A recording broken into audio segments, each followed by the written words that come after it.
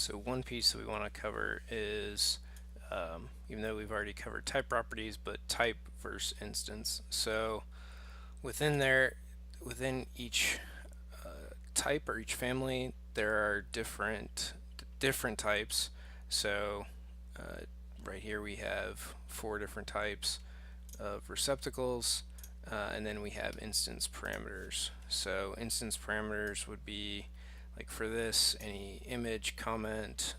If we wanted to have a different elevation, let's say we want this at 4 feet, that's now an instance parameter, or we want to offset it a foot.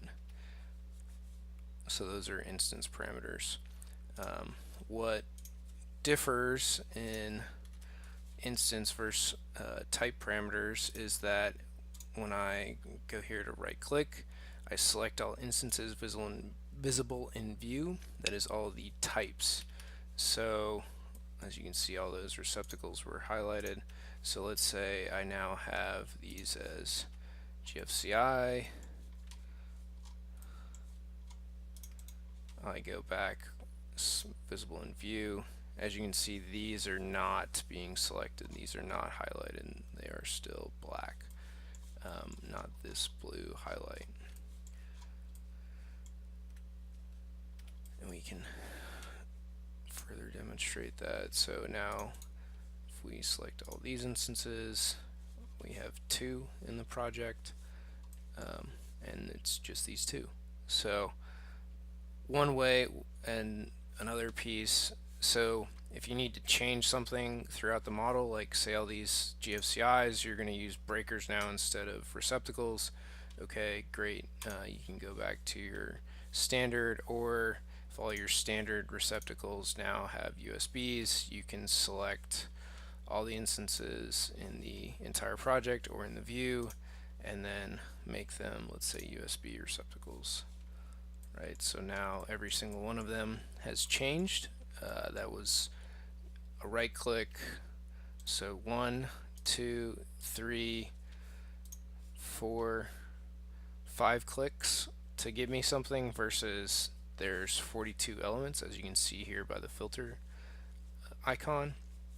So that would have taken me 42 clicks plus getting all of the changing all the types from standard to USBs. So this can be very useful. The other piece that can be changed is if you go to edit type. So now you're changing something for the entire type. Let's say that you have, right now this was heating when this really should be receptacles. Or you have a different load classification. So let's say for these USB receptacles, instead of 180, it's 200 or some other number that you can verify. But you can change all those, and it will change all the loads for all of those different devices. So that's pretty neat. Or like this label, we can just call it B if that's what we wanted to do. And again, all those will change to a B. So not quite what we want to do, but can be done. So those are some benefits of type versus instance properties. So really you want to keep as many types as possible, and then when you want to create a new type, you're just going to hit duplicate, and if this needs to be a, let's say, a water cooler, and you don't have to worry about caps or not in this context. So if, let's say we want this to be WC, right? So now if we had any water coolers, WC, now that is going to be our context, and we'll just have that for our water coolers, drinking fountains. So again, we'll just, and then if we have any changes to that type, so really if we do water cooler, that really should be a maybe an equipment load. Hit OK. These are usually 10 amps, so that's 1200 watts at 120 volts. So we can change that.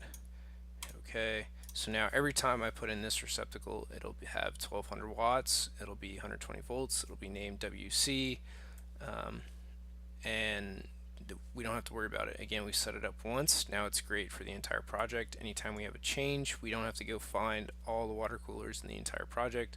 We make it once, it's done.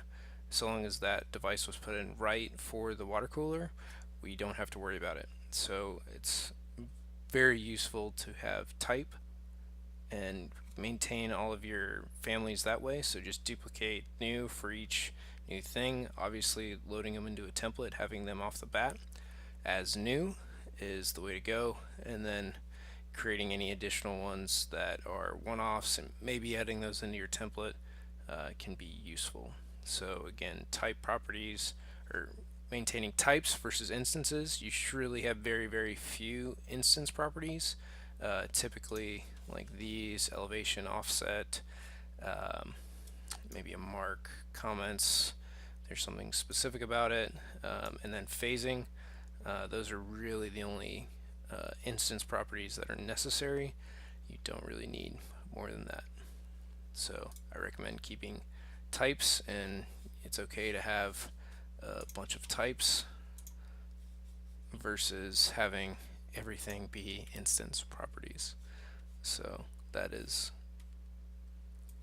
my recommendation to keep your Revit model clean and easily editable for the inevitable changes that are going to come up on the project.